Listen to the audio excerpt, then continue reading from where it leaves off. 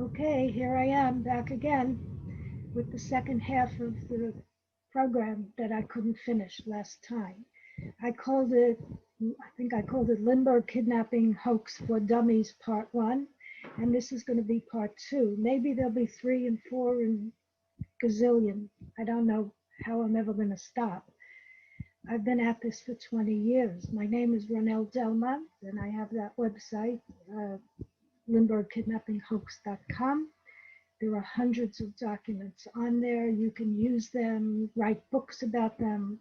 I put them up there for one reason, to inspire an investigation that the New Jersey police gave up on when they executed a man in 1936. On April 3rd, they put to death a man who was probably innocent. That's what I think. You may believe otherwise after reading and learning, but I put up that website 23 years ago. 22, 98, I put it up, and it's still going. Uh, I wanted people to be involved and to help me see if I'm correct, if Algren and Monier were correct, because their book blew me away. And you'll see a cover of their book in a minute, because I now have 55 pictures to show you. I couldn't continue the first part, there were too many pictures. So I just want you to understand that if I do make a mistake, and there are probably people watching these clips who know a lot about the case and others who know nothing about it, but I do make mistakes. Yeah, dates, times, names. Oh my God, I called William Allen. I kept calling him Henry Allen. I make mistakes. And the reason for that is I never use notes. I have never in my 20 years of giving lectures all over South Florida ever looked at a note while I was speaking. Something wrong with my brain? I don't know how to speak and read at the same time or read notes. So I don't use any notes. I'm doing this all from memory. So forgive me if you want to correct me. Send me an email at, well, I have many email addresses. rdelmont@comcast.net is the easiest one to remember. Okay, so let's see where I'm going to start by sharing the screen. I'm going to show you another presentation. These are the pictures that I had to leave out the last time. So this is part 2 for dummies. It's not that I think you're a dummy. It's because it's just a generic word for people who don't know the subject. So here we go. I hope we go. I'm pushing the button. Yeah, there is my website. It's called LindberghKidnappingHoax.com. This is an old page from it, and as I explained in a previous video, um, I um, I explained. Am I recording this? Just a second. Let me. Yes, I am. Here we go. I'm really. This is late in the day. All right, we're back. There we go. And I have to go backwards. No, it doesn't go backwards. All right. As I explained, it won't go backwards. Why is that? There we go. Okay.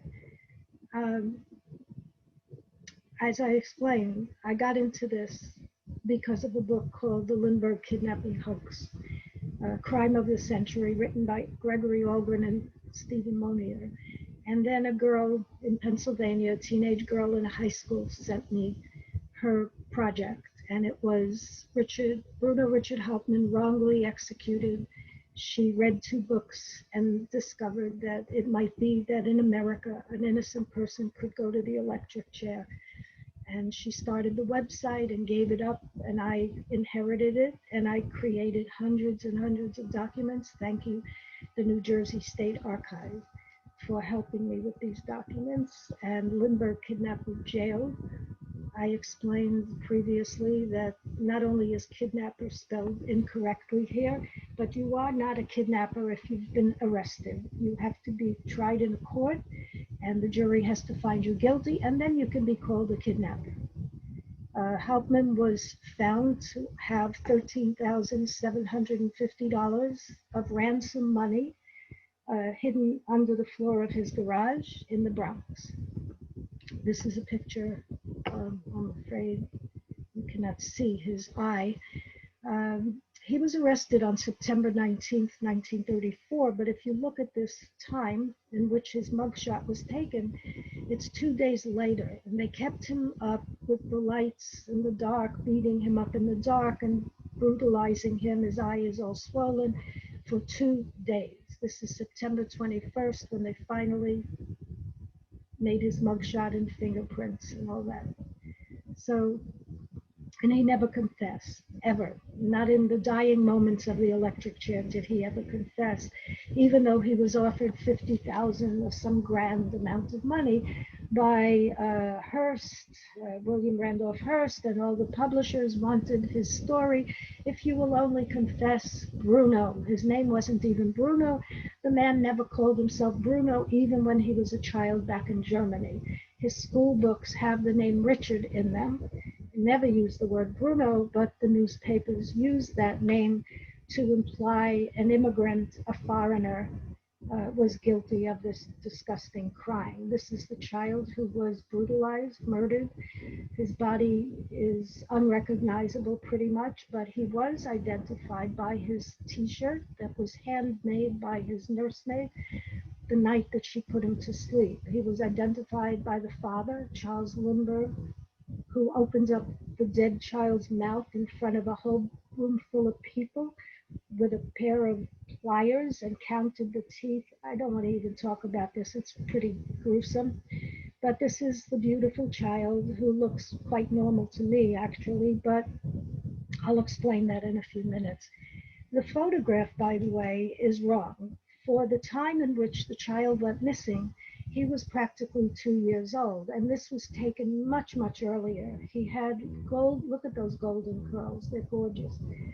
Oh, I wish I had some of that, but he was pretty good looking. I don't see, I mean, he's never shown smiling. You can, maybe there are photographs that the father and mother took, or the grandmother took, where the child is happy-go-lucky and smiling, and I have never seen one. There are very, very few photos in the public domain of this child, which led to enormous amounts of rumors that he was deaf, he was mute, he was crippled, he was retarded, he was blah, blah, blah. Every rumor imaginable for a very long time, and you're going to see why. The people were not just making up rumors. They were curious about why this famous hero did not want the world to see his son in the first place. And you'll see. Okay, so you've got a good look at little Charlie, who is not going to live more than 22 months. This is a book by an author with whom I had conversations on the telephone before he died. It seems like every time I called one of these authors up, whoops, I better not say this because I talk to a lot of authors. I don't want them to think I'm giving them a evil eye or whatever, but Noel Bain wrote this wonderful book. I don't agree with his analysis, with his theory, which is basically this. Anne Morrow was the second choice of Charles Lindbergh as a wife. Her older sister, Elizabeth, would have been more plausible, I suppose, and that's the one that Anne Morrow, in her diary, believes that Charles Lindbergh, the hero, is going to marry, her big sister, Elizabeth. Elizabeth had a heart condition, rheumatoid heart, and by some error of time, Lindbergh called up the house in Englewood and ended up finding out that Elizabeth was in Europe, and so he took Anne flying with him, and that's when a few days or a week or so later, he asked her to marry him. So he marries the younger, not the youngest sister, there were three of them. This is the middle sister, Anne Morrow. She was the daughter of billionaires. Her father, Dwight Morrow, was the business partner of J.P. Morgan, later becoming the ambassador to Mexico. Lindbergh flew to Mexico. They met. He invited her to go flying. You can read all about this in Anne Morrow's diary or other books about Anne Morrow. But Noel Bain came up with this idea that Elizabeth was angry for having her younger sister marry the hero. She goes in a rage to the home that night. You could see this is the home in Hopewell. The ladder is put up. This is the nursery room. And so Noel Bain's theory was that Elizabeth killed this baby in a rage, a fit of jealousy, and Lindbergh covered it up to protect the family name. I mean, this could happen. You know, billionaires don't like their name dragged through the news. They don't like scandals, and they cover it up all the time. What's so new about that? Well, that is Noel Bain's book, and you can read it. It's an excellent book. I just don't agree with his analysis of what he discovered from his investigation. He spent a lot of time on that book. Unfortunately, he passed away before I got to meet him in Greenwich Village, where he lived, and where I come from. We were supposed to meet, and he died a week before. I think he was in his 60s. And by the way, it's because of Noel Bain that I kept up a correspondence with Pete Hamill, who was his very close friend. Pete Hamill, the journalist. Yes, okay. And this is Crime of the Century, the Lindbergh Kidnapping Hoax. Gregory Algren and Stephen Monier wrote this, and that is what I based my website on. Their theory impressed me more than anybody else's theory. I grew up worshiping Lindbergh. I grew up watching The Spirit of St. Louis with James Stewart a million times, crying my eyes out every single time. When he puts down, you know, they have the black and white movie tone footage of The Spirit of St. Louis putting down in Le Bourget, and all the millions of people. Oh my God, that makes me cry every time I see it. Not anymore, but used to. And I grew up hearing from my father that the press in America were so evil, that the press, the journalists, the reporters, they hounded this very famous family called Lindbergh. They hounded them till they couldn't live in America anymore, and they had to run out to Europe. So all of these things were totally exploded beyond recognition by these two guys. Gregory Algren is a defense attorney. I think he's retired, maybe. I don't know. I never met the guy, although I've spoken with him many times on the phone and emailed him many times. Gregory Algren practiced defense law, or he was a defense attorney in Goffstown, New Hampshire, or Manchester. And Stephen Monier was a police chief in Goffstown, somewhere in New Hampshire. I've never been to their town. And they collaborated on the idea that if they were investigating the kidnapping today, they would have to look at the father. Huh? Yeah? Are you kidding? Of course. If somebody in your neighborhood reports a child missing, tell me who the police are supposed to immediately question. The father, the mother, the guardian, the aunt, the uncle, the people around this child. Why? Because as they say in their book, the statistics prove over and over and over all the time, forever and ever, that when a child of any age is harmed, it's usually, I forgot the percentage, but it's very high, that a family member or friend or someone that knows the child or cares for the child is mostly responsible for these crimes. Very rarely do stranger criminals attack the child. It's less of a chance than, so the police are supposed to question the father and the mother, but that never happened. Why? You know the answer. I don't have to tell you. He's Charles Lindbergh. And if you're so young that you never heard of Charles Lindbergh, I don't know what comparison there might be in your young age. There is nobody. There really isn't anybody. And I'm not familiar with modern day celebrities. I really am not. So I have no right to compare him to anyone today.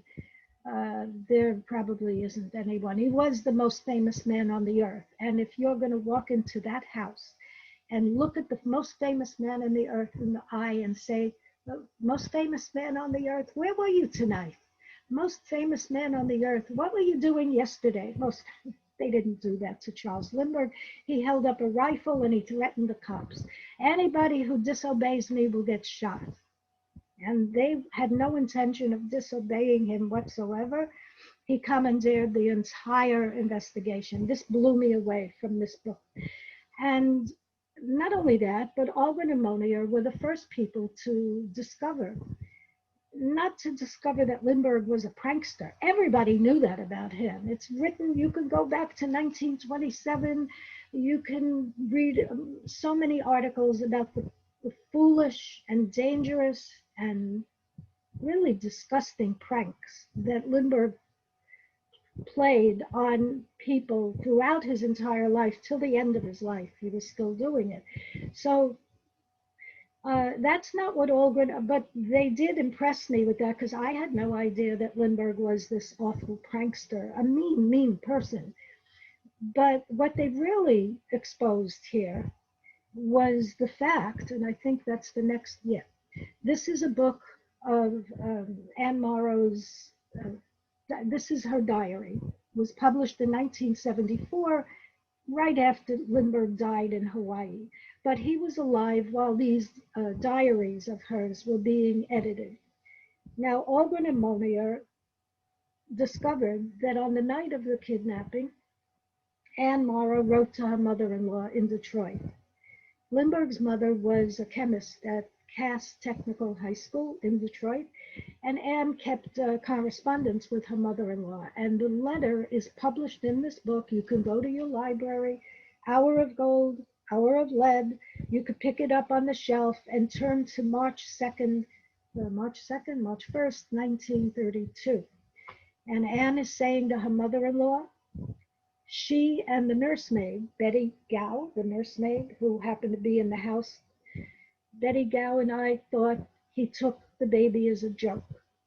But when he called the police, we realized it wasn't a joke. I'm paraphrasing that letter. That's basically what she says to her mother-in-law. Algren and Monier are now wondering, what kind of a mother thinks her husband took the baby for a joke? Well, a mother who has gone through this before with her husband. That's the kind of mother who thinks that. No mother would even think such a thing unless her husband had done this previously. And as it turns out, with their unbelievable research, anybody could have discovered this, by the way. Anybody could have, but they were the ones to break the ground in their book, and they exposed this possibility. Here it is, that Lindbergh was playing another joke on his wife. He had previously done this. How? He had taken their baby and hid him in the trash closet, in the garbage pail, and told the butler, the maid, the servants that the baby was kidnapped. Well, I once lost my baby in Macy's. Macy's Klein's, I forgot, on 14th Street. I was looking at shirts and I had the stroller next to me, and my child, he was a baby, wasn't there. And I will not take millions of dollars for those moments of panic that I went through. I can't ever forget what it felt like. It was the most horrific moment. He was nowhere. There was nobody around. The escalator was going up and down with nobody. And it turned out after a few moments, it felt like an eternity to me. But my son had crawled out of his stroller and hid under the shirts where I was looking at the table. He was underneath, hidden away in the closet with the door closed. I don't know how Charles Lindbergh ever pulled that kind of a joke on any human being, whether it's his own child and his own wife, somebody else's child, no, someone else's cat, someone else's dog. Would you do something like that if you were a normal person? And so Algren and Monier came out with that book proposing the idea. Lindbergh had tried it again, but this time he put up a ladder. He built a ladder and put it up against this was his new prank. He was going to make believe there was another kidnapping, but this time it was going to be different. This time there'd be a ladder outside the window. And so Algren and Monier had a great theory. It still may be true. And here we are, the crackpots, 20 years. Some of us are doing this for 30 years. Yeah, it's amazing. We're in Van Cortlandt Park, and Kelvin Correga has built a three-piece ladder exactly like the one in this story. And they're putting it together, and here they are. That's Steve Romeo. I don't know where he has the strength to lift it like that, but it's three pieces nestled together, supposedly to make it easy to carry. And Steve Romeo sent me a Christmas card. He's climbing. This is the actual home. You can go there yourself if you want to. Good luck if you manage to get inside. But they took this ladder to Hopewell and they put it up against the nursery window. And here is the window from which the baby is said to have been taken out of. This is the window that Lindbergh claimed to find a ransom note that he wouldn't open for 2 whole hours. He said that he found the ransom note on this window. There's a fireplace over here and another window over here. I want you to understand that Lindbergh was in this window and the other window. This is his library down here. So if anybody, a kidnapper, supposedly put up this ladder, he couldn't have put it up against the window because the person in the library, Lindbergh, would have seen the ladder through the window. So the ladder would have had to go on the side against the wall. But if you do that, I didn't tell you, the 2 pieces of the ladder were too short. The 3 pieces of the ladder were too high. Nobody, unless they were an aerialist in a circus, could actually pull this off. But that's what the police told us happened, and Lindbergh said it happened, and that's the way, that's the way it happened. Here's Sue Campbell climbing. They put it against the bathroom in Van Cortlandt Park, and Sue is climbing. They've told me they didn't go beyond 1 rung. Good, because they would have had broken ankles and broken hips. Okay, so we're going to find out. Remember I said there were rumors about this baby. Lindbergh refused to hand out photographs. There were very, very few, non-existent, I don't know, maybe there were less than 9 pictures, 8 pictures of this child. All right, here's the reason that people are suspicious and why so many theories have evolved in so many books and websites like mine. This is the front page from April 20th. Actually, I think this is the 21st of April, 1930. Lindbergh sets a record from coast, meaning California. This is the New York Times. So they flew from the coast 14 3/4 hours. His wife was the navigator, and they went 180 miles an hour. I think people on the turnpike here in Florida go more than that. They flew 180 miles an hour at 14,000 feet. They were making a speed record. And here's the problem. Anne Morrow was 7 months pregnant when they did this. 7 months pregnant. They went up 14,000. He claimed 15,000 feet. And the purpose of that, of course, is to be able to fly faster, to get places quicker. You've got to go above the clouds. Beneath the clouds, however, you could see land. You can see where the train is. You can see where the lakes are. You can see everything from beneath the clouds. But once you go that high up, you see nothing but clouds beneath you. And you're too high up to view the earth in that same manner. But Lindbergh insisted that his wife go on the trip, and she insisted that she accompany him as navigator, sitting behind him in a brand new plane that cost them $25,000. They were wearing thermonuclear. No. They were wearing thermally heated, electrically heated aviation suits. She was 7 months pregnant, so the suit hid her belly. Nobody was supposed to know she was having a baby. And they flew. And when they got to Wichita, they flew from Glendale, California to Wichita, Kansas to refuel. One stop only. See, it says only one stop en route. Colonel and wife halt for fuel at Wichita, and then they go east. By the time they got to Wichita from California, Anne could not stand up in the plane. She didn't get out while they fueled. Lindbergh got out and did things to the plane. Anne just sat there, never even stood up.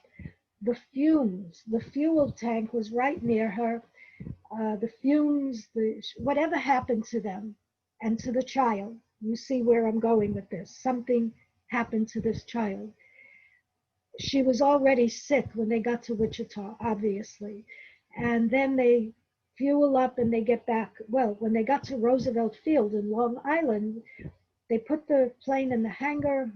Um, you can read all about this. I don't want to dwell on it, but obviously something was wrong and could not get out of her seat. She had to be lifted out, sobbing, crying, a car waiting to take her somewhere, probably to a hospital. And she had that baby 2 months later. And then, now here is another newspaper. This is the Daily News.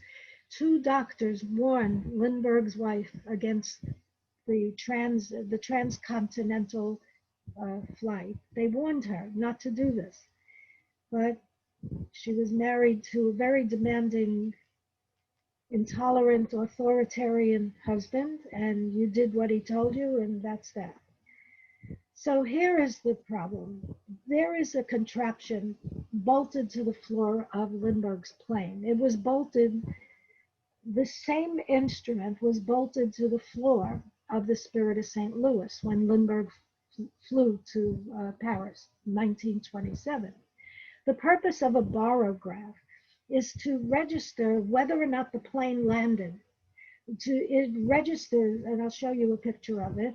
It was installed in this plane on April 20th, but by April 30th, you see the date? 10 days later, it was announced all the way in the back of newspapers. None of this was on a front page, but people took notice that the barograph was totally destroyed. Whatever happened on that flight broke a barograph. Look, this is the glare that Lindbergh showed the reporters when they landed at Roosevelt Field. If he could have scratched everybody's eyes out, he would have done it. If this is typical of Lindbergh, when the reporters were around, he would look off into space as if they didn't exist. But this is a glower with menace. I've seen the video of this landing. There's a short clip of it on Google, on YouTube. And Anne couldn't get out of, she's sitting right behind him. And he's very, very troubled. The reporters also described him as dirty. His face was dirty and he didn't look the same. Here is a barograph.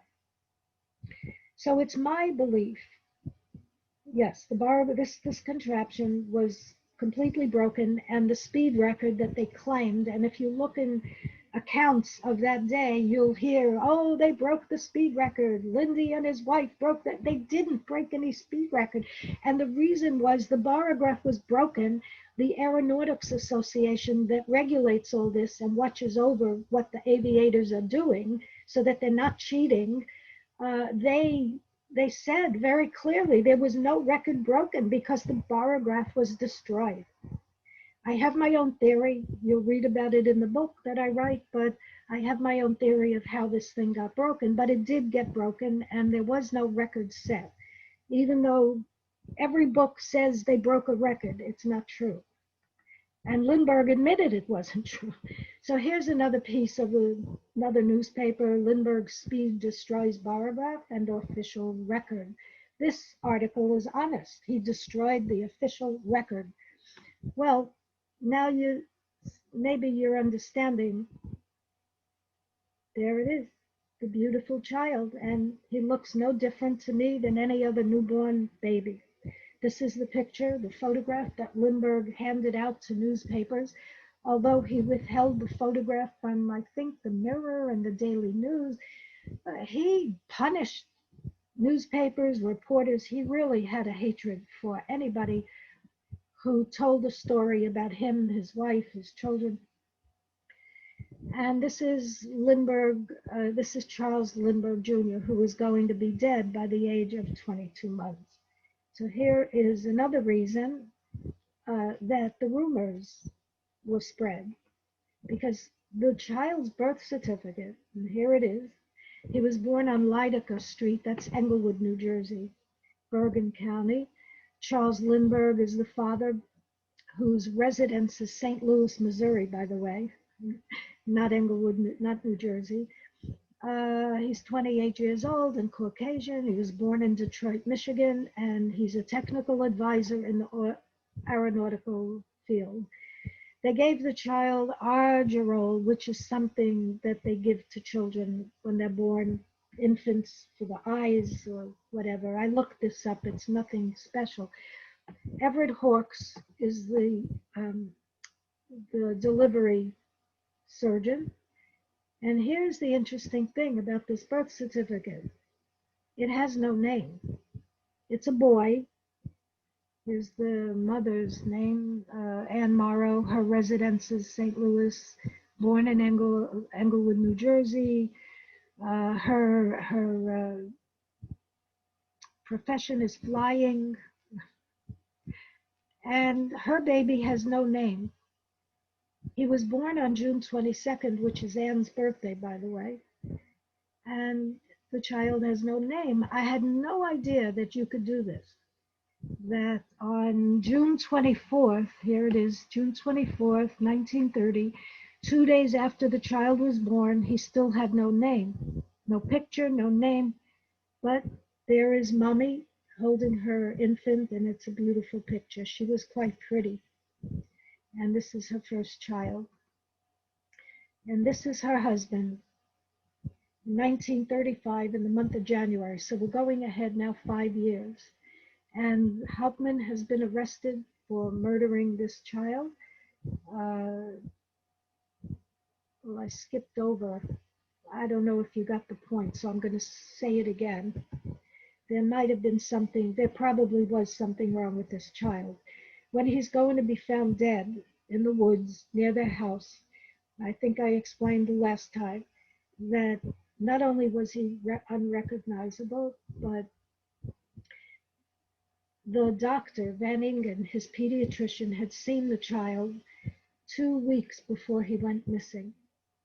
He's found 70-something days later, dead in the woods, and Dr. Van Ingen initially could not describe, what's the word? He could not, he told the coroner, who was just the medical doctor, that if you gave me $1 million, I couldn't say that this was the child that I saw in February. He couldn't recognize the child. Later on, Dr. Van Ingen wrote another letter, a statement for the police, and he wrote a private letter to the child's grandmother. And what he told her is the child had rickets, a rickety condition, and the child wouldn't stand up when I tried to measure him. That's 2 weeks before he went missing. The child couldn't stand up. He was a spoiled child, said the doctor to the grandmother.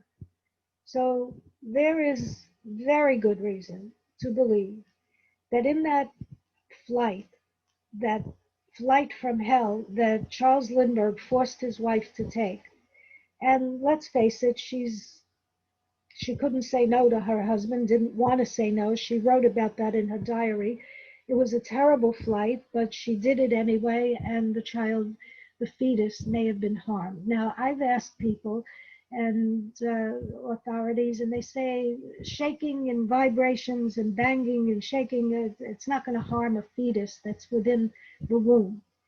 But how about if the mother faints from lack of oxygen when they go 14,000, 15,000 in altitude? And what if there's a terrible storm, which there was, according to the weather, even Lindbergh admitted they went into very bad weather. What if the plane was swirling around and falling and oh, God knows what happened in that plane? We'll never know. But if she passed out for any length of time, that fetus didn't get any oxygen. There was no oxygen in the plane, none. They were smothered in electrically heated suits, but no oxygen. So this is the reason people like me base the case on the child being uh, medically, I hate to use the word abnormal, but medically ill or biologically compromised, whatever words you want to use. Lindbergh, the eugenicist, would have definitely not wanted a child that didn't look like him or the Aryan race that he belonged to or the master race that he believed in, because he is, as you're going to see, get embroiled. He will become embroiled with Adolf Hitler and the Nazis, as I think you already know. But in order to understand how Lindbergh got to the Nazis in the first place, in order to understand how he ended up in Europe, you have to understand what he said to the jury. Here they are. I guess these are them in awe of the God sitting in the chair there, giving his testimony. And the part of his testimony that is unbelievable and not to be believed, it should never be believed, that a human being can tell a jury, knowing that a man is going to die if you say the wrong thing, that this man can tell the jury, well, I was sitting in a car a block away near a cemetery at 10 o'clock at night 3 years ago, and I heard a man from the tombstone a block away say, hey, Doc, 2 words. And that man's voice is the man sitting here, Bruno, Richard Hauptmann. That's what Lindbergh did. It's not humanly possible to hear. And besides that, Lindbergh was flying open cockpit planes. I've been in them. I've been in those planes because I used to love to go into tourist attractions in New Hampshire and Vermont and fly in open cockpit planes. And those were the days. Oh, they were a lot of fun. But let me tell you, you can't hear yourself breathe. You can't hear anything in those planes. And they're deaf. Many pilots were probably deaf from these open cars. And Lindbergh flew every day in the 20s. Yes, he flew pretty much every day. He could not have had perfect hearing. And even if he did, how do you put a man in an electric chair based on 3 years ago, 2 words in a foreign accent? First of all, you can't tell if somebody has a foreign accent from 2 words from far away. Okay, forget it. Just don't forget it. Don't forget what I just told you. Yeah. And how did they get to the Nazis from here? It's because of this man. Governor Hauptmann, Harold Giles Hauptmann, became the governor of the state of New Jersey. It's a long story. You could read about it elsewhere, like on my website, but Hauptmann did something that people condemned and still condemn it today. He went to see the um, man, Hauptmann is the condemned man who is going to the electric chair, and the governor of the state is going to pull the switch, basically. You know, all those James Cagney movies that you've ever seen, it's the governor who calls in the nick of time, saving the life of James Cagney or whatever. Governor Hauptmann went to see Hauptmann in the cell in Trenton, New Jersey. And Hauptmann, Richard Hauptmann, told Governor Hauptmann why he was innocent. In fact, Richard Hauptmann never really got a chance to explain a lot of things and to assess a lot of the testimony at his own trial. And he argued with Hauptmann in a very respectful way, evidently, in a way that convinced Governor Hauptmann that Hauptmann was being framed by the New Jersey police. Now, how does the governor of any state come out and tell the people of his state or the people of the world, my police are corrupt? They're putting a man in the electric chair based on flimsy evidence, and they know it? No. Governor Hauptmann began very quietly, without telling any press, without announcing it. Before he pulls a switch on an innocent man, he's going to find out, he's going to get to the bottom of it. He's going to send out his own private detectives, and that's exactly what he did. He had dozens of people going all around Massachusetts, Maine, Boston, Canada, all over the place, searching and searching for clues, following leads. It was an amazing thing until December 6th. Here he is. He died in 1954, and I wish somebody would investigate whether or not he was actually murdered. Harold Hauptmann did not believe Hauptmann was guilty, and at least he tried to find the truth. Let's put it that way. His investigations led to another circus, but the press is going to find out on this date, December, it's hidden, I can't see it, but it's December 6th, 1935. These are the headlines. Lindbergh Hunt reopened in New Jersey. These were very shocking headlines at the time because everybody assumed Hauptmann was going to be electrocuted. It was all over. They found the guy that did it, and he did it alone. He was the lone kidnapper, the lone murderer, and they were not looking for accomplices.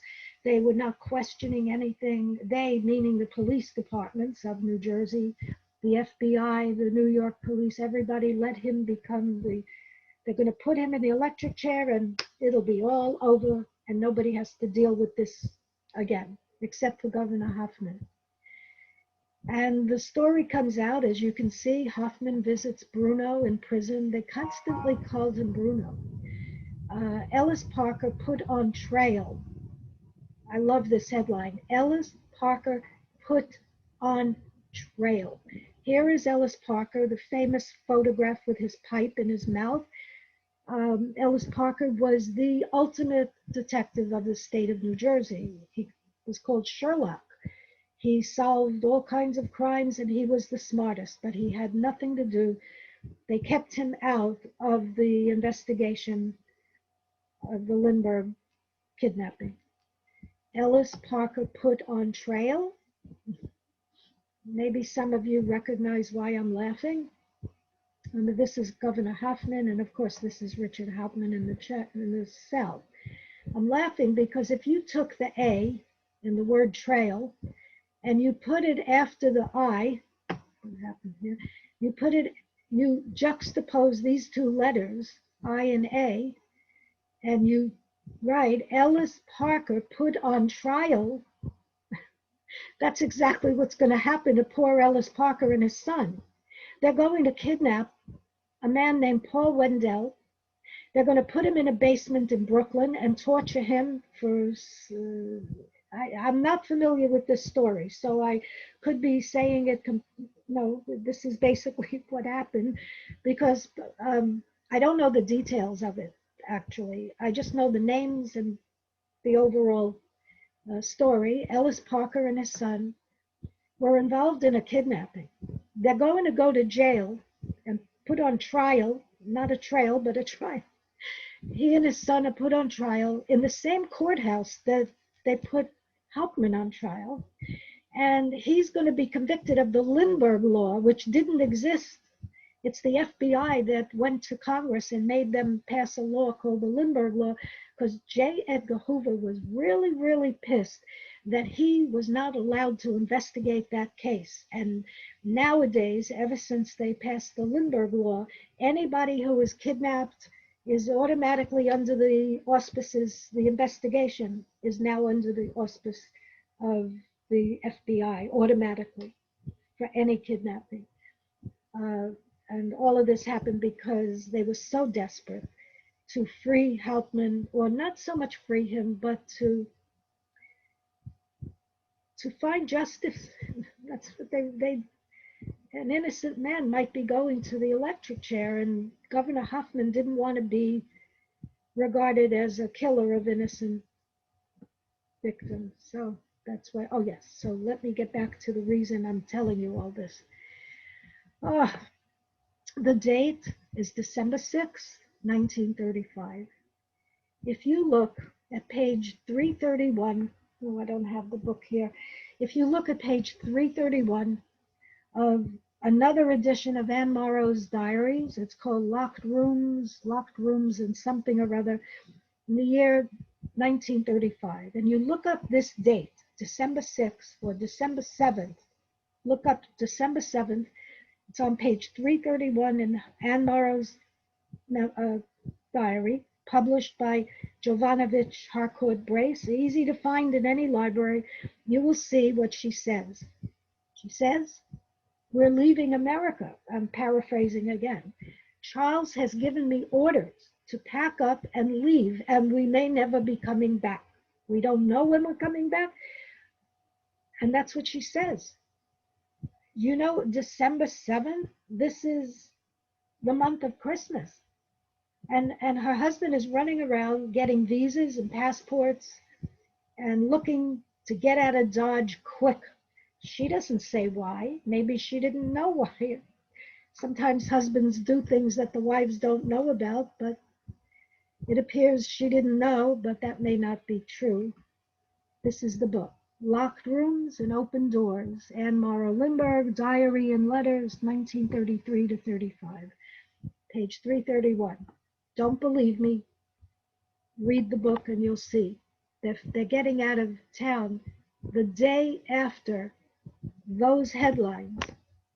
Lindbergh had no idea, evidently, or maybe he knew, but when the headlines broke, I mean, Lindbergh did have inside access to what was going on. It's possible he knew that what Governor Hauptmann was actually doing, reinvestigating the case. But these headlines panicked Lindbergh, and he, the very next day, told his wife to get ready to leave for Europe. And that's what they did. And here they are. 21st of December, just before Christmas, breaking her mother's heart. Her mother was a widow. Elizabeth was dead. Why are they leaving for Christmas? To go where? To Wales. To escape America, because, as Lindbergh said, he was getting death threats for this new baby, John, which I would like to see one of those death threats. I bet they're not at Yale University deposit. I bet that, and if they are, I don't know how they got there. People felt so sorry for this family, like my father did, who told me all my life that the newspapers and the journalists in America are so mean that they made lives miserable for this wonderful family. And here they are getting off the gangplank. How they managed to do this is quite a story, because the New York Times was privy to the plans of their escape, and the New York Times agreed. This is what the New York Times still does today. When they got a spectacular expose of a famous person, a president, a governor, the CIA, the FBI, they go to the people and they abide by, I'm not making this up, because I could lecture on this subject for 3 hours, the history of what the New York Times has done over the course of their existence, playing footsie with the powerful and the rich, and never doing what a true journalist should do, which is, here it is, folks. This is what they're doing. They're running out of the country. Do you like it, folks? No, the New York Times played the game. There was another prank that Lindbergh pulled on everybody.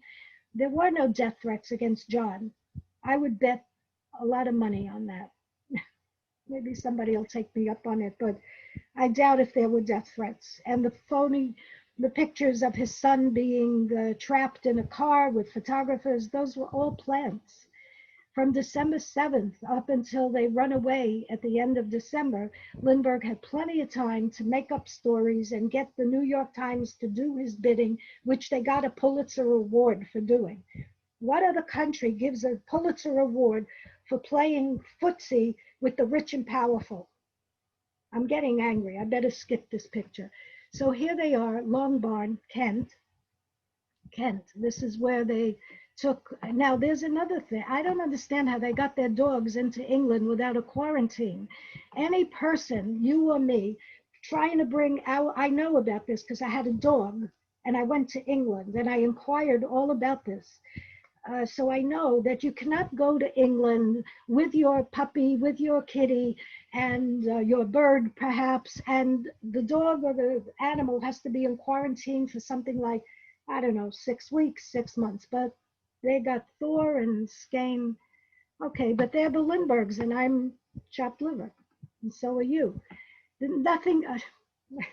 Nothing makes me more angry than this picture. I'm even more angrier when I talk about this photograph. As you see, this is Hermann Goering. If you never saw Hermann Goering, take a good look.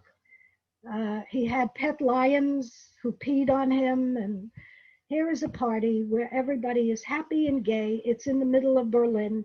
Lindbergh and his wife end up in Berlin. They loved the Nazis because there was no crime, nobody bothered them, it was clean, and everybody obeyed the law. But look at these people.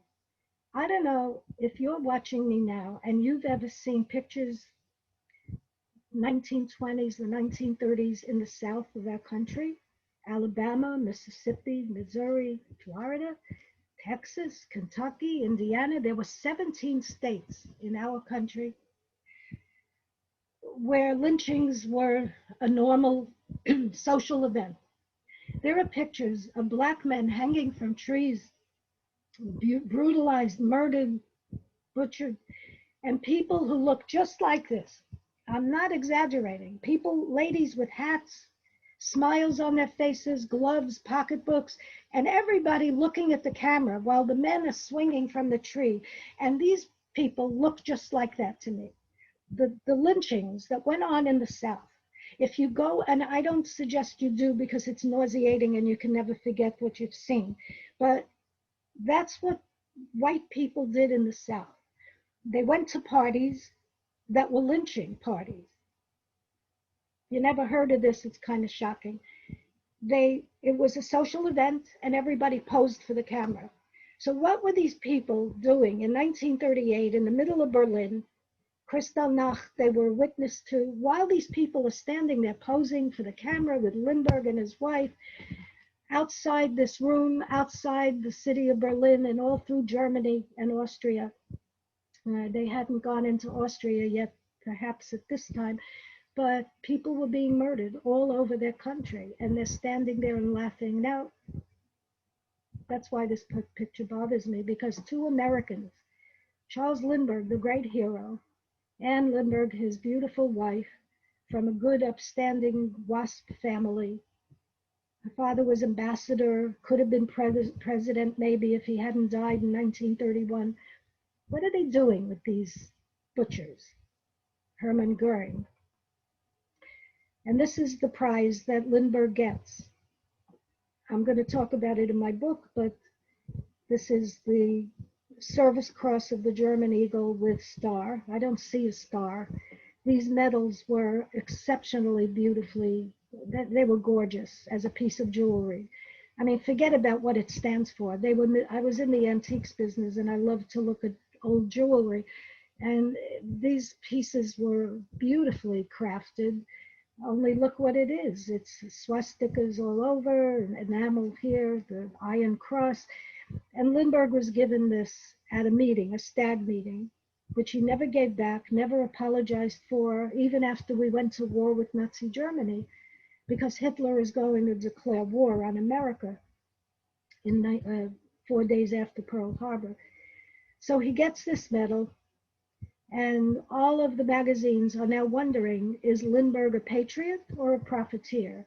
What is it with this man who represents all the ideals of American society, American democracy, and now he's with Goering and these people smiling while the rest of Germany is in turmoil. So Lindbergh comes back. I'm really cutting around this story, but I have too many pictures.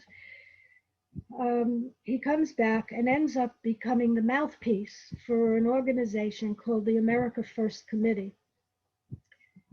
This was a different group called Defend America First, which becomes the America First Committee.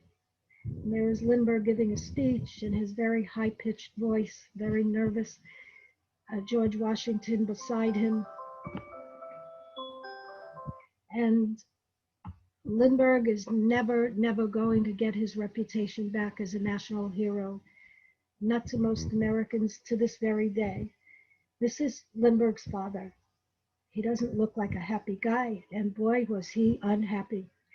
Lindbergh's father, whose name was Charles Lindbergh, Charles Augustus Lindbergh Sr., when he dies in 1924, Lindbergh, his son, becomes the senior and his child becomes the junior. But as he was alive, Lindbergh, the flyer, was called junior, and this is senior. He was a very unhappy congressman. He was a congressman from his area of Minnesota, Little Falls, Minnesota, a very stubborn Swedish man. But here's the reason I'm showing you his picture. He stood up for a very good cause. We now look upon World War I as the unimaginable atrocity that it became. Millions and millions of people were dead, butchered, poisoned from poison gas, mustard gas. The horror of World War I could never have been understood before it happened, and when it happened, nobody could seem to stop it. But Lindbergh's father was one of those people who spoke out against going to war. Europe was fighting each other for 3 years before America decided, under Woodrow Wilson, who campaigned that he would keep us out of war. Within a few months of his presidency, we were in it. So it was Charles Lindbergh Sr. who was threatened with jail, threatened with the Espionage Act, threatened every which way, because he had the courage. He was a socialist. He was running the farm labor party that he helped to create back in Minnesota. He was hated. He ran against the banks. He wrote a book against the money trust, the banks, against the Federal Reserve. He wrote a book against war, all of which were banned. And Lindbergh grew up under this shadow. So the thinking is that Lindbergh was taking after the old man. His father died in 24 and unfortunately never got to see his son become the world's greatest and most famous hero. So that's why I'm showing you the photograph, because it's thought that Lindbergh was, as he stood for isolation in World War II, he was repeating the tracks of his father, who really did have a good cause. There was no reason for America to get involved in the First World War. He was correct, in my opinion. You don't have to agree with me, but why would you not agree with me? What purpose did World War I serve? Only political purposes that were of no benefit to the United States or the people of this country, but he knew that. And Lindbergh was trying to, it seems, emulate his father. But this is the way Lindbergh emulated his father. Now, don't get scared. It's not exactly the Nazi salute, even though it looks exactly like the Nazi salute, doesn't it? Heil. I mean, what else could this be? The man who's standing to his right in the white suit is Burton K. Wheeler, who was a senator from Montana. The two of them were speakers on behalf of isolation, not helping the British. We had a Neutrality Act in America that was very controversial because we couldn't help any other country at war. We couldn't sell them ships or planes. We were going to be completely isolationist because of World War I and what happened to us. But the country was basically against going to war, and Lindbergh was making speeches. Burton K. Wheeler was making speeches. There they are doing what looks like the Nazi salute, but they claimed it was the other salute, and I forgot the guy's name, something connected with Boy Scouts from the previous century. It was a type of American salute. It was, but it's very strange that they choose that kind of salute that looks like Hitler and the Nazis in Madison Square Garden. That's where they are when they're doing this, Madison Square Garden. And Lindbergh became the darling of all the Nazi, pro-Nazi fascists in our country. And he spoke against going to help the British because he said the British were going to lose the war. This could be a whole other 3-hour lecture with another 150 pictures. So I'm skipping just to give you an understanding of the time in which Lindbergh lived after the death of his child, supposedly by a German person, that Lindbergh never denounced, ever did he denounce the killer, whether he would have been Italian or Polish or Eskimo. Lindbergh never made a comment about Hauptmann, public comment that you would expect from the father whose baby was butchered, murdered, horrific death. Not a peep out of Lindbergh. So it's all very strange, and people like me are still trying to connect the dots. Roosevelt connected the dots very nicely. He called Lindbergh a copperhead. You can look it up. It has to do with betraying the cause of the Civil War. And when Roosevelt called Lindbergh a copperhead for making all these speeches denouncing the British who were struggling against Germany, Germany had already conquered all of Europe, but the British were holding their own against the Nazis. And Roosevelt wanted to help them with ships, with bombs, with planes. And Lindbergh was the voice of the opposition. There were two great famous people butting heads. It was Roosevelt and Lindbergh. And Roosevelt was very frightened that Lindbergh was going to run for president in 1940. Lindbergh's wife, Anne, wrote this book, The Wave of the Future, A Confession of Faith. They're not easy to find because her family seemed to go around buying these books off the shelves and stores. They were terribly embarrassed by their daughter and their relative who was blindsided by her husband. They were going to go and live in Nazi Germany. At the time that she wrote this, it was a confession of faith on behalf of her husband. Her husband had been condemned now since getting that medal and not giving it back. Her husband was condemned for every pro-Nazi speech. They called it isolationist speech, but it wasn't isolationist. It was isolationist for America, but it was pro-war for Hitler. Because if you get to understand this history, Lindbergh wanted, like all the bankers of our country and all the industrialists of our country, they were rooting for Hitler to beat the communists. They were rooting for the end of the war should look like this: Stalin dead, Hitler alive. But it turned out the opposite. Hitler dead, Stalin alive. And that was not the way it was supposed to be. Anne Morrow, now defending her husband with this little book, it's actually an essay. The Wave of the Future was ridiculed from one end of the country to the other. What she's saying in here basically is, you may not like Hitler, no, nobody liked Hitler, but he is the wave of the future, like it or not. Fascism is coming, and we can't do anything about it. Sounds like her husband. She never apologized for this either. And people wrote angry books and pamphlets.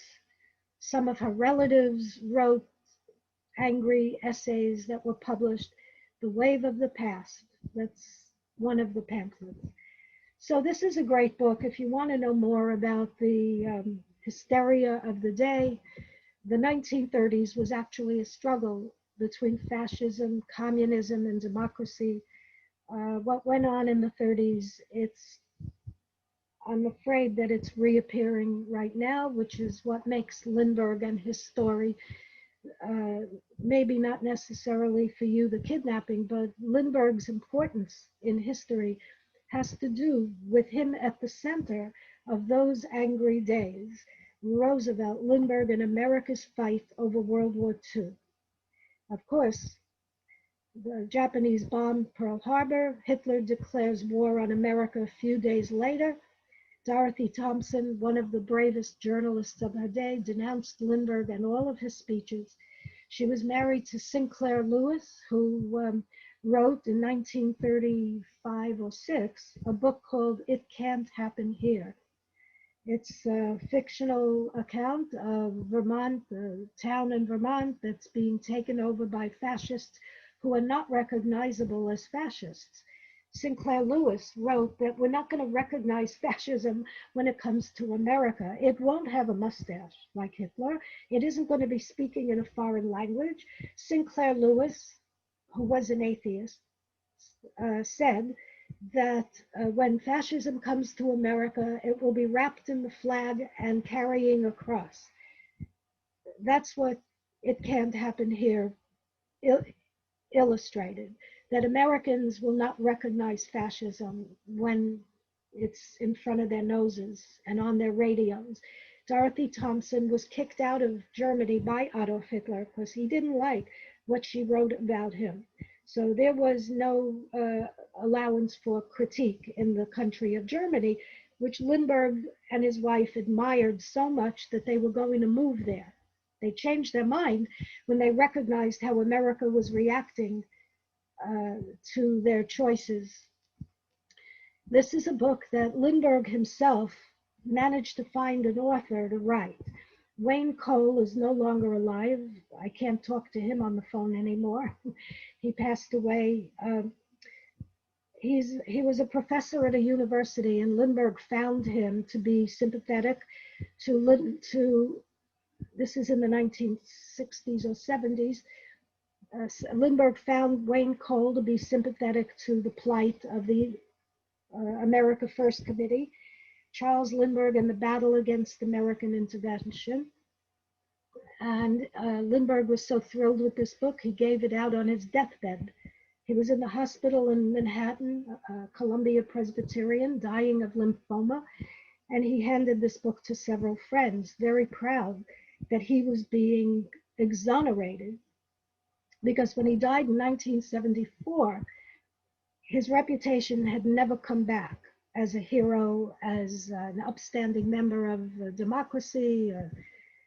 He was tainted for life. And this Wayne Cole and a few other people managed to write books that Lindbergh chose these authors himself. He didn't pay them, but he chose them. And that's why, yeah, it's worth reading, because you can see, as long as you understand that this was a very biased book on behalf of Lindbergh trying to regain his reputation. The American Axis is a wonderful book. The author quoted me in there. My name is in there. I have to say that, but this is a book about probably the greatest anti-Semite that our country ever had. There were noisy, despicable, dangerous anti-Semites throughout the 20th century. There was nobody greater than Henry Ford in that regard, simply for the reason that Henry Ford was a billionaire who managed to not only was he an anti-Semite till the day he died, he had the money and the clout to convince others by publishing the Protocols of the Elders of Zion, which exist today in every language on the earth. You could read them online in any language you want, simply because Henry Ford did not maintain the copyright of the Protocols. Everyone on earth was able to reprint it over and over and change the words and do what they want. And Henry Ford knew this. So he and Lindbergh were pals. Max Wallace wrote this wonderful book connecting them with the rise of the Third Reich. It is known that Henry Ford supported Adolf Hitler even as long ago as 1923 and 24, when Hitler tried to commit a coup d'etat. It was unsuccessful. Hitler went to jail. He wrote Mein Kampf while he was there, and Henry Ford's money helped Hitler and his brown shirts to rise to power in Germany. The American Axis And of course, you all know Philip Roth's book because they made a 6-part series on HBO. This is a fantasy. Philip Roth rewrote his childhood in this fantasy, where he's growing up in Wacoya, New Jersey, and Lindbergh in 1940. The nightmare of President Roosevelt came true in this fantasy that he wrote here. The nightmare of Roosevelt and Harold Dickey's and all the people in the Roosevelt administration. They were very concerned that Lindbergh was gearing up to run for office. And he did not. I don't think Lindbergh ever wanted to be the head of anything. But Philip Roth thought so, and he wrote this concoction. Uh, you should watch the HBO series or read the book. It's very exciting as a fiction, but it's based on this history of the tumult of the 1930s. The person that Lindbergh was most connected to, probably the person, even more than his own wife, he hardly saw her, and he's making babies. Well, we'll talk about that. This is Alexis Carrel. Alexis Carrel died in France 1944 after having returned there, his land of birth. He was a French scientist who won the Nobel Prize for surgery in 1912. And he and Lindbergh came to be friends, very close, like it was a strange relationship. Here is a book that will explain that for you, and I won't have to sit here for another 2 hours and tell you the whole thing. David Friedman wrote an excellent book dealing with the partnership between the strangest two people you'd ever want to think about being friends, Lindbergh and Alexis Carrel, and their daring quest to live forever. It was Dr. Carrel's idea because he and Lindbergh were both eugenicists, but what else is new? In the 30s, lots of people, the founders of the Museum of Natural History, were eugenicists. They believed in the master race theory that Hitler is admiring since he was a very young man, and you know what the Nazis do with eugenicism. It all came from Britain and America, those ideas. And Carrel is experimenting on all kinds of animals, vivisection. He cut up, I don't want to talk about this. He was at the Rockefeller Institute experimenting on living animals. It's called vivisection. And all of this is known. Lindbergh was seen as a scientist. That was his aim. He wanted to be known as the people in his family were all homeopathic doctors and dentists. His mother was a chemist. And Lindbergh was intrigued by Dr. Carrel, and they worked together on all kinds of inventions. Not all kinds, particular one called the pump. Read the book.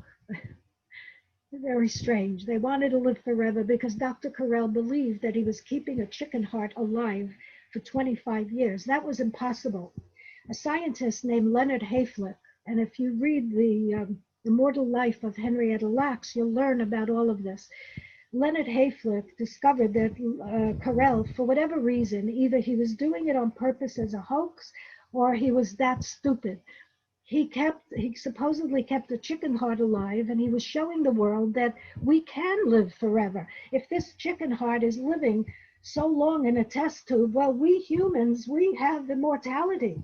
And Lindbergh loved that idea because he was immortal. Remember, he's the hero. He's never going to die. He'll go to Valhalla somewhere, but and the two of them worked on being immortal. What's wrong with that? We all want to be immortal, maybe. No.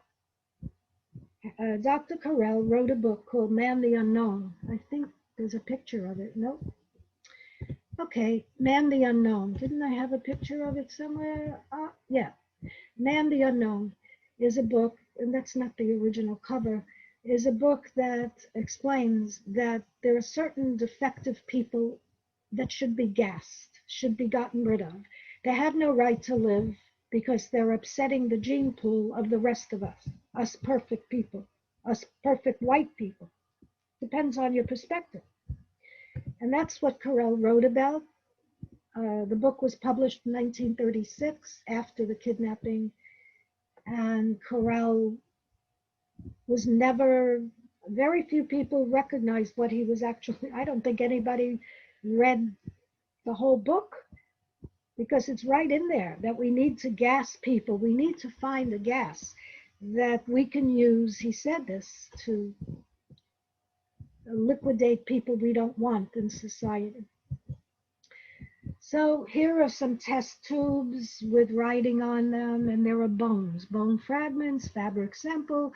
These are the residue of what lay under the earth when they found the corpse of Charles Lindbergh's child. They were in the museum in Trenton, New Jersey, as an exhibit, a gruesome exhibit, of course, but they were there because the company, I think the company was Squib, they did analysis. The police were not that stupid. They did analysis on these fragments, and they're there in the museum. And one day, Mark Falzini, the archivist of this Trenton, New Jersey museum, he gets a notice from these people and their lawyer, or no, I'm telling it wrong. He gets a notice from the Lindbergh family here in America that Mark Falzini, the archivist, has to pack up within 24 hours everything pertaining to the Lindbergh corpse. These bones are part of the baby's DNA.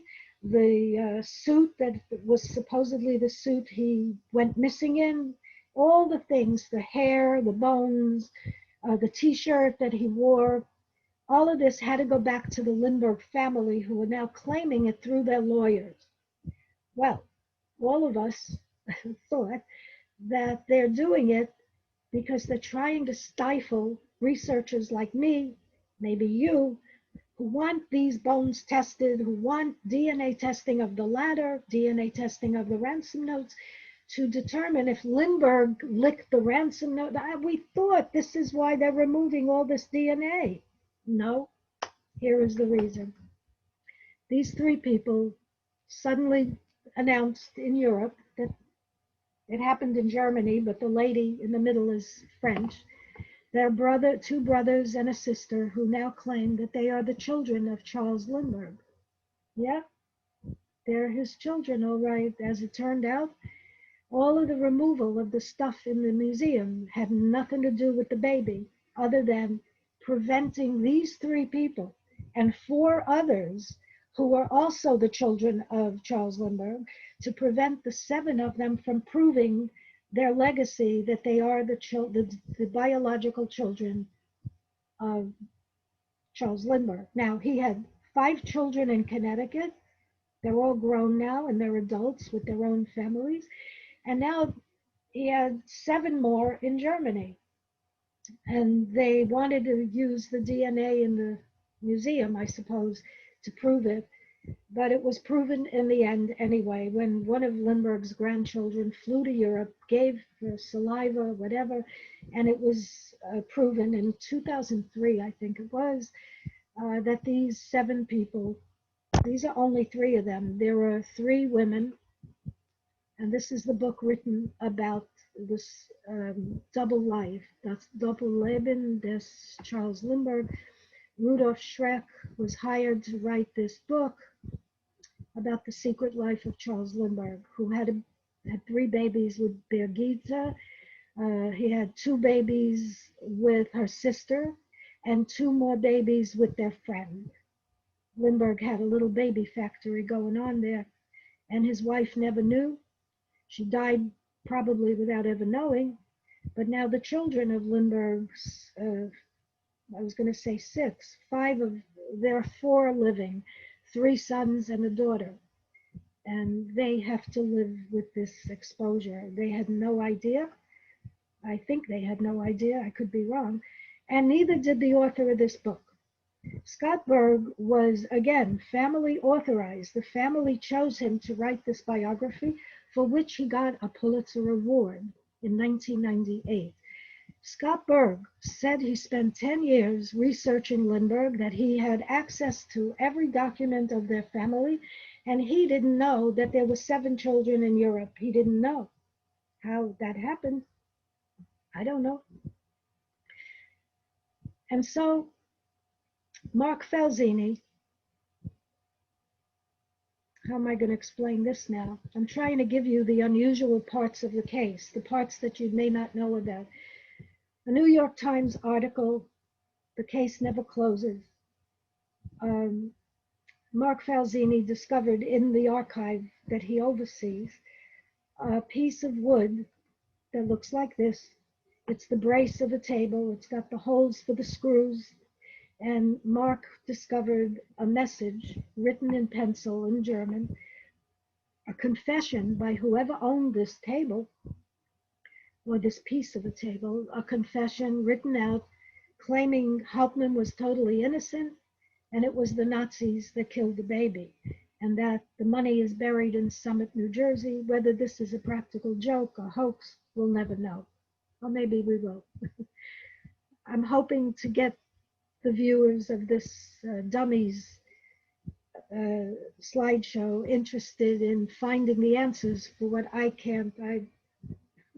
It's too much for one person. It's too much for 1,000 people. So I hope all of you are intrigued by this slideshow. I'm trying to give you things that are never usually talked about. Here's the ransom note. Why am I showing you this? Because it turns out Mark Falzini discovered these 3 holes, these black things here are holes punched into every ransom note that has this oddball signature. These 3 holes match up with those 3 holes. Wait, this hole, no, I forgot. Mark did this in front of me, and I have a movie of it, which I'll put up. But the holes in every ransom note are the same. They line up with the board. And so the question is now and forevermore, will we ever know who killed the Lindbergh baby? I don't think so. But another question is, who killed this man? Who killed Richard Hauptmann? Was it a gentleman's agreement of the cops, the authorities? Wink, wink, shake, shake. We know this man didn't do it. We know he didn't do it alone if he had anything at all to do with the money. We know that.